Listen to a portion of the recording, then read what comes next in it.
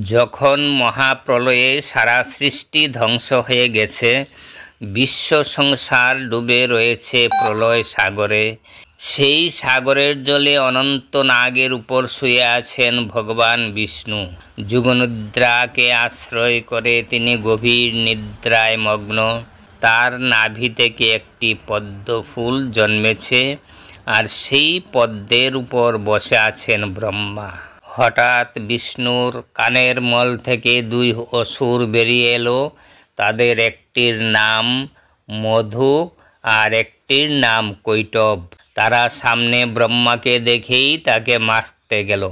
ব্রহ্মা দেখেন মহাবিপদ। বিষ্ণু থেকে যারা জন্মেছে তাদের বিষ্ণু ছাড়া কেউ মারতে পারবে না। অথচ তিনি দেখেন বিষ্ণুকে ঘুমে বিভোর করে রেখেছেন ভগবতী যুগনিদ্রা। ব্রহ্মা তখন যুগমায়ার স্তব স্তুতি আরম্ভ করলেন। বললেন, মা, সংসারের যা কিছু সবই তুমি। তোমার দ্বারাই সৃষ্টি, স্থিতি ও লয় হচ্ছে। তোমার চেয়ে সুন্দরও কিছু নেই, ভীষণও কিছু নেই। তোমার শক্তিতে অসুরেরাও শক্তিমান হয়েছে। আবার তোমার প্রভাবে স্বয়ং ভগবান বিষ্ণু ঘুমে বিভোর হয়ে আছেন। তোমার পূর্ণ মহিমা প্রকাশ করে বলবার শক্তি কারু নেই। মাগো, তুমি দয়া করে বিষ্ণুকে জাগিয়ে দাও। ব্রহ্মার স্তবে তুষ্ট হয়ে নিদ্রারূপিণী দেবী ভগবতী বিষ্ণুর চোখ, মুখ, বুক ইত্যাদি থেকে বেরিয়ে এলেন। বিষ্ণু তখন জেগে উঠেই দেখেন সামনে দুই দৈত্য ব্রহ্মাকে আক্রমণ করতে চলেছে।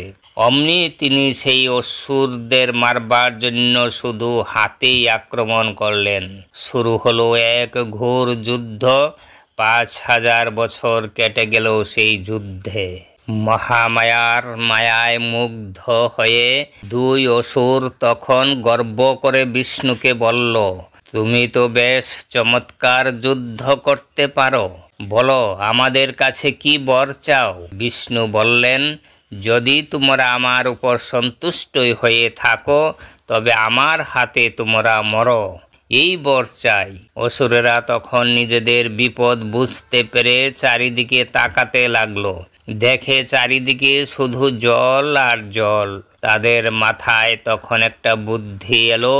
তারা তেমনি গর্ব ভরে বলল, হ্যাঁ, আমরা তোমার হাতে মরতে পারি যদি জল ছাড়া আর কোনো স্থানে আমাদের বধ করতে পারো। বিষ্ণু তখনই সেই দুই অসুরের চুল ধরে টেনে নিজের উরুতে রাখলেন আর নিজের হাতের চক্র দিয়ে তাদের মাথা কেটে ফেললেন। এইভাবে ব্রহ্মার স্তবে একবার দেবীর আবির্ভাব হয়েছিল। বন্ধুগণ, ভিডিওটি কেমন লাগলো? যদি ভিডিওটি আপনাদের ভালো লাগে তবে অবশ্যই সাবস্ক্রাইব করতে ভুলবেন না যেন। জয় মা দুর্গা।